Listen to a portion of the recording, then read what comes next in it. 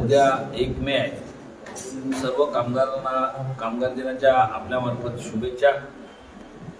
आजची पत्रकार परिषद ही भाजपची ज्यांना जी पराभवाची नांदी दिसू लागलेली आहे त्या पार्श्वभूमीवर आहे. कारण भाजपच्या कार्यालयातील त्यांचा जो स्टाफ आहे आणि ज्यांनी आजपर्यंत भाजपचं काम केलेलं आहे असे 2 उमेदवार ज्यांची पूर्ण कुंडली आपण इथे काढलेली आहे, आपल्या मार्फत दाखवतोय की करणसिंग संजय पवार याचा जर स्टॅम्प पेपर आपण बघितला असेल तर त्याचं करण पवार म्हणून त्यांनी नाव दिलेलं आहे.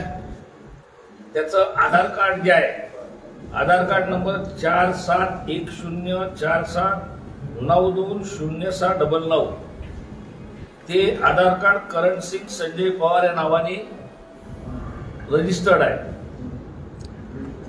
आधार कार्ड व फॉर्मचा फोटो आपण जर पाहिला तर वेगळा येतो.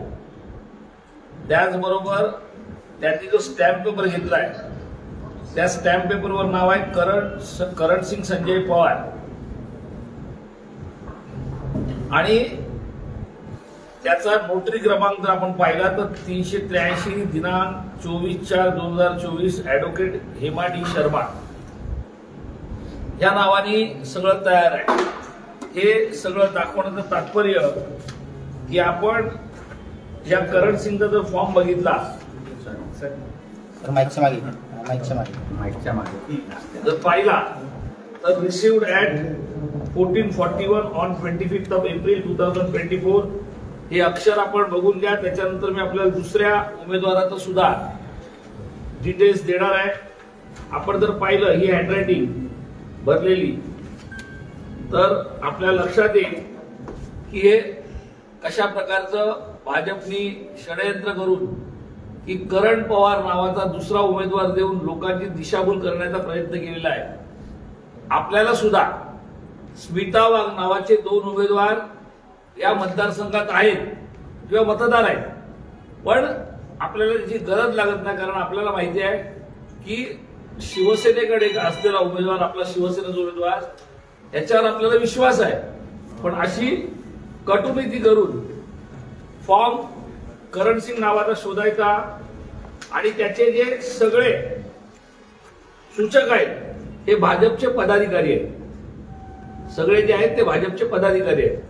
आता आपण येऊया, दुसरा उमेदवार आहे युवराज संभा अप्पा जाधव. त्याचे सर्व सूचक जे आहेत ते सुद्धा भाजपचे सर्व कार्यकर्ते आणि पदाधिकारी आहेत.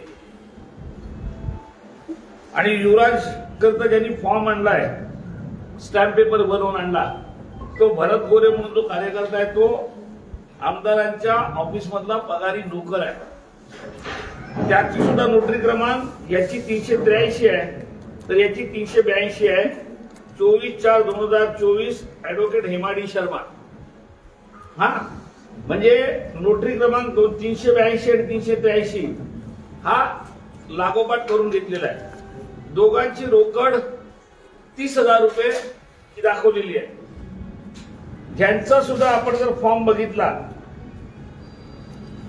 याच्यावर सुद्धा युवराजची आणि ती अगोदरची हँडरायटिंग तुम्हाला युवराजची वंचितच्या बाबतीत जी उमेदवारी आहे त्याचा सुद्धा बघितलं असेल तर त्याची हँडरायटिंग सुद्धा सारखी आहे. त्याचं सुद्धा रिसिव्ड ॲट 1449 25th April 2024. एक अगोदर करण संजय पवारची रिसिव्ड ॲट 1441 सेम डेला आणि इथे 1449. भाजपकडे ज्या वेळेला त्यांना कळलं की बाबा आपला काय पराभव निश्चित आहे, त्यानंतर त्यांनी आपलीच भाजपची टीम शिवसेनेची मतं खाण्यासाठी ज्या पद्धतीने उतरवायचा प्रयत्न केला, मुद्दामून तुम्हाला या सगळ्या गोष्टी तुमच्या निदर्शनात आणतो आणि ह्या सगळ्या गोष्टी ऑन रेकॉर्ड आहेत. आपण जर पाहिलं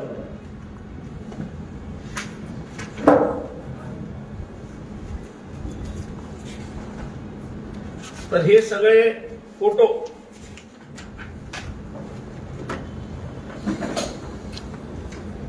हे माननीय आमदारांसमोरचे आहेत आणि हे तारखा सुद्धा याच्यावर आहेत. 6 एप्रिल 2024. आपण पाहाल तर हे सगळे याचा पुरावा आहे की या इथे आपण पाहताय आमदार आहेत आणि हे आताचे जे वंचितचे उमेदवार आहेत युवराज संभाप्पा जाधव सगळ्या कार्यक्रमात गेले वर्षभरात आपण पाहिलं असेल तर अशा पद्धतीने स्वतःचाच कार्यकर्ता उभा करून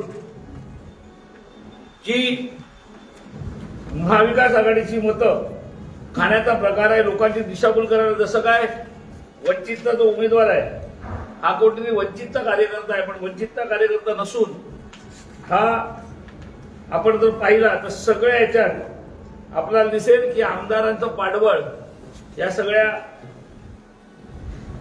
मागे आहे. यांना स्वतःला सर्वांना आपण पाहिलं ही फाईल आपल्या माध्यमातून पाहू शकता. हे सांगायचं का तात्पर्य एवढंच की काही दिवसापूर्वी आपण एक व्हिडिओ पाहिला असेल ज्यांनी मांसाहार आणि दारूच्या पार्टीवरती आमदारांनी जे स्वतःचं मत मांडलं आणि तिकडेच ज्या जिथे विद्यादान होतं त्या शाळेत जे काही प्रकार मांसाहार झाला तिथे मद्यपान झालं सगळं आपण पाहिलंय. भाजपला आता एक गोष्ट कळून आली आहे की यांच्या समोर आपला निभाव लागणार नाही आणि त्याच्यामुळे अशा प्रकारचं षडयंत्र करून की भाजपचाच पदाधिकारी वंचितसाठी द्यायचा आणि तो वंचितचा मग अल्पसंख्याक समाज असेल आपला मागासवर्गीय आपले जे समाज असेल या इथे हा उमेदवार चालवायचा आणि जी मतं आज आपण पाहिलं असेल की शिवसेनेला जर मिळणार आहेत ती कुठेतरी थांबवायसाठी आपणच स्पॉन्सर करून उमेदवार देऊन आपल्या त्यांना पराभव आपला दिसतोय तर त्याच्यापासून कसं मार्ग काढता येईल हा त्यांचा प्रयत्न आहे. माझी आपल्या मार्फत सर्व जनतेला विनंती आहे की असे सगळे भाजपचे कुटील कारस्थानं आपण लक्षात घ्यावी आणि अशा लोकांपासून दूर राहावं. या सगळ्या गोष्टी लोकांच्या निदर्शनासाठी आणि आपल्याला सुद्धा निदर्शना यायला पाहिजे की भाजप ज्या वेळेला म्हणजे ज्यांची 400 पारची घोषणा आहे जे स्वतः सांगतात की आमचा पक्ष हा जगविख्यात पक्ष आहे, आमचे नेते विश्वगुरु आहे, पण त्या विश्वगुरु आणि जगविख्यात पक्षाची परिस्थिती अशी आहे की त्यांना स्वतःचे कार्यकर्ते इतर पक्षात पाठवून ही अल्पसंख्याकांची आणि मागासवर्गीयांची जी मतं आहेत ती घेण्यासाठी ही नवीन अशी कुटील कारस्थानं करावी लागत आहेत. ज्यांना दुसऱ्याचे पक्ष फोडून आमदार फोडून खासदार फोडून आपला पक्ष वाढवता येत नाही. पण आता ज्या वेळेला ज्यांनी सांगितलं की जळगावमध्ये 5 लाख पार जाऊ आज त्यांना स्वतःची मताची टक्केवारी मेंटेन करण्यास सुद्धा त्यांची दमछाक निघते आणि असे प्रकार सर्व करावे लागतात.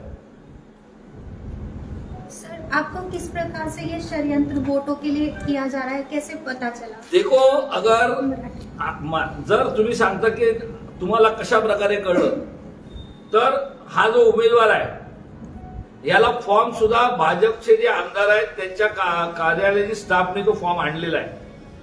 दोन्ही फॉर्म जे भरले ज्यांनी त्यांची हँडरायटिंग बघा हँडरायटिंग सारखी आहे आणि त्याचे सूचक जे आहेत कारण अपक्ष उमेदवाराला सूचक द्यावे लागतात ते सूचक सुद्धा भाजपचे कार्यकर्ते आणि पदाधिकारी आहेत. मग याच्यानंतर आपल्याला आपल्या मनात शंका राहिली आहे का की उमेदवार भाजप पुरस्कृत आहेत की नाही म्हणून? का करताय सर असं भाजप? काय वाटतं तुम्हाला भाजप असं का करत असेल काय वाटतं?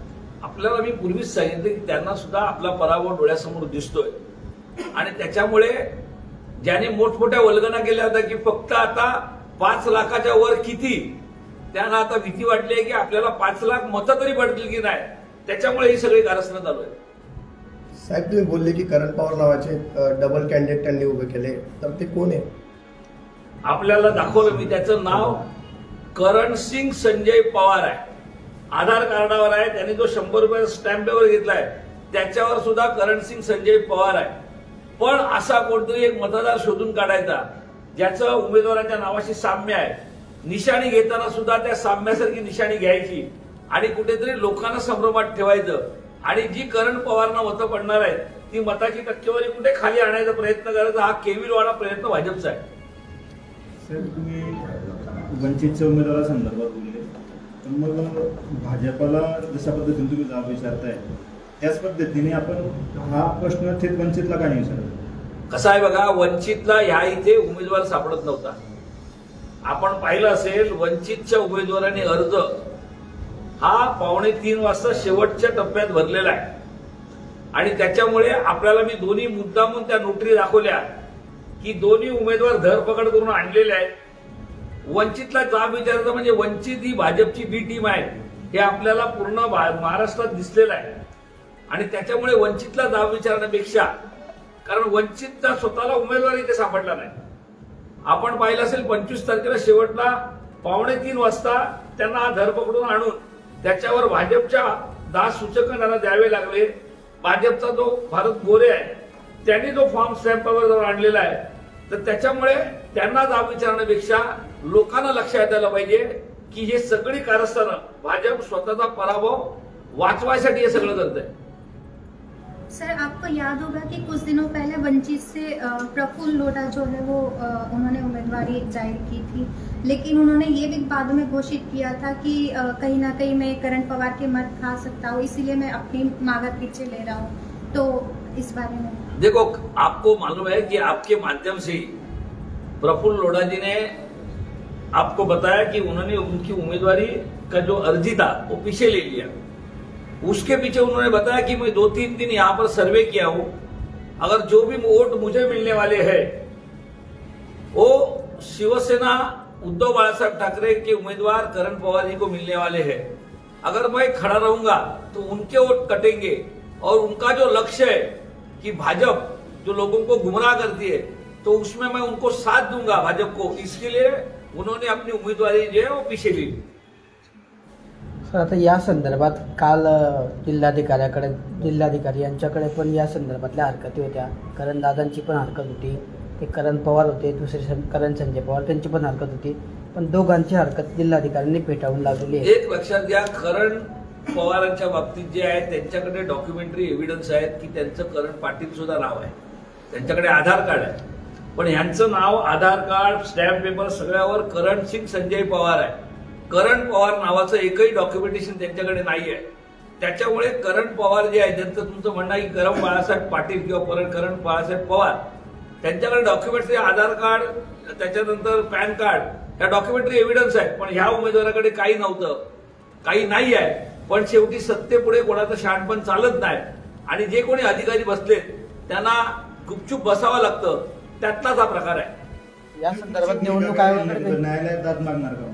याच्या बाबतीत आपण न्यायालयांची प्रक्रिया चालू करतोच आहोत, ज्या काही गोष्टी आहेत त्या आपण करतोय, पण आपल्या माध्यमातून हेच सांगितलं की भाजपच्या पायाखालची वाळू कशी सरकलेली आहे आणि आता हे सुरुवातीचे प्रकार आहेत, आणखीन काही प्रकार याच्या पुढे ते करण्याचा प्रयत्न करतील. त्यांनी आपला जे प्रभाव सुधारावा असं तुमच्याकडून मला वाटतं जनतेने जो काही निर्णय घेतलाय तो जनतेचा कौल त्यांनी मान्य करावा आणि अशा ज्या काय वेगवेगळ्या कृत्या करण्यापेक्षा त्यांनी आपला पराभव सरळ सरळ मान्य करावा, नाहीतर खिलाडू वृत्तीने ह्या उद्याच्या मतदानात त्यांनी भाग घ्यावा.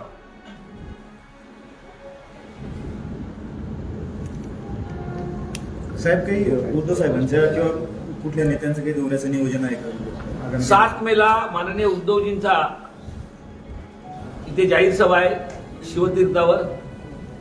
त्याचप्रमाणे संजय राऊत साहेब आहेत किंवा आपले पानगुडे पाटील आहेत, यांचे सुद्धा दौरे आता अपेक्षित आहेत. या आता 11 तारखेपर्यंत त्याप्रमाणे आपण विधानसभा वाईज ते दौरे फायनल करू. महाविकास आघाडीचा संयुक्त काही होणार आहे?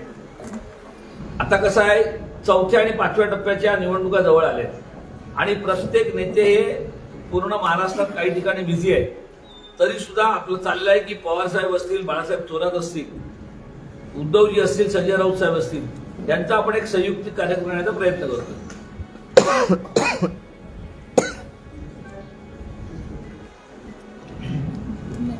धन्यवाद.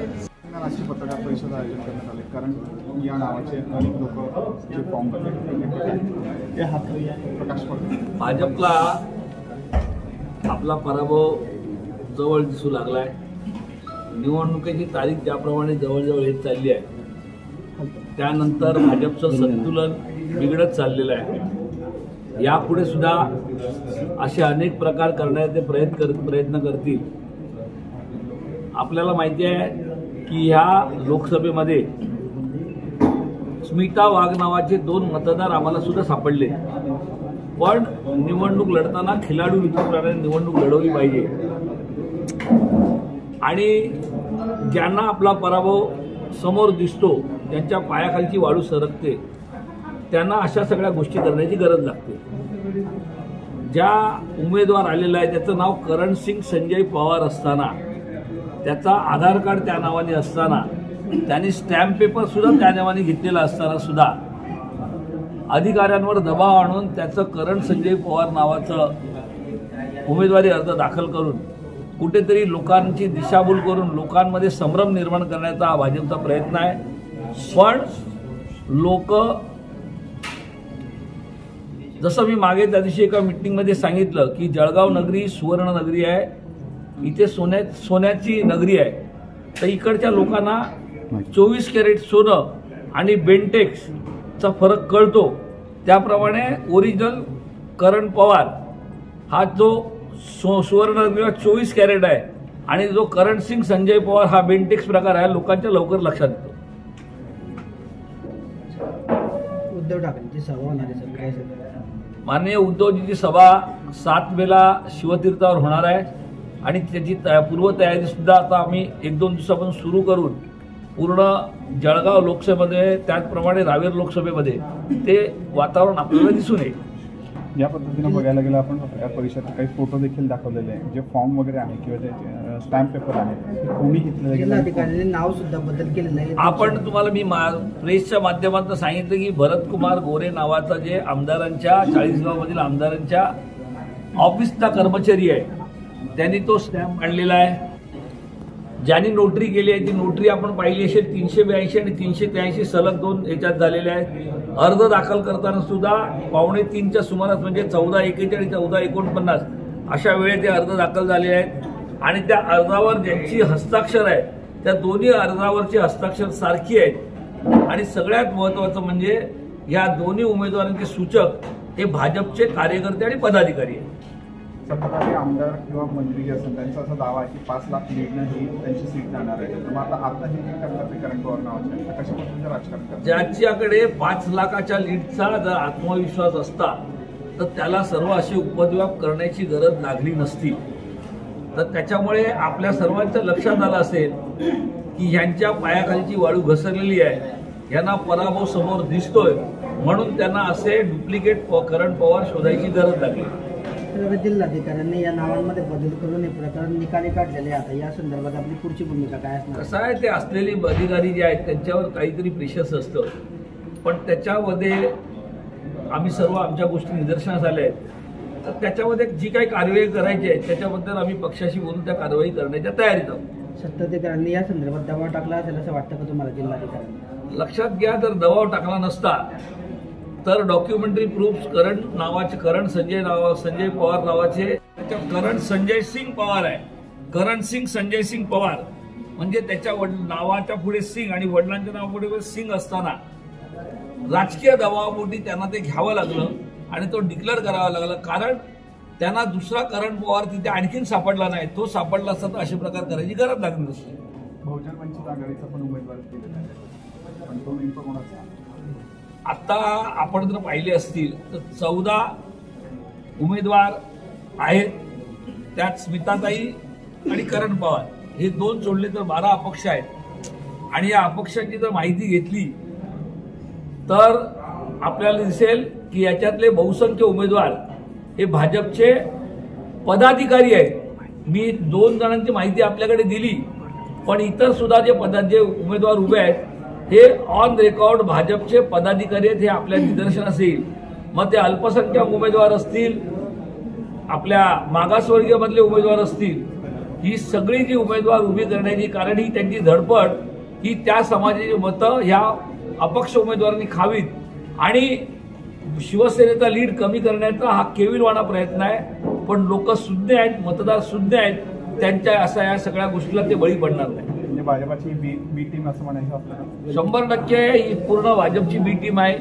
सगळ्या रणनीत्या करून त्यांचे सगळे जे डावपेच फेल ठरले, त्याच्यामुळे हे सगळे प्रकार त्यांना करावे लागले.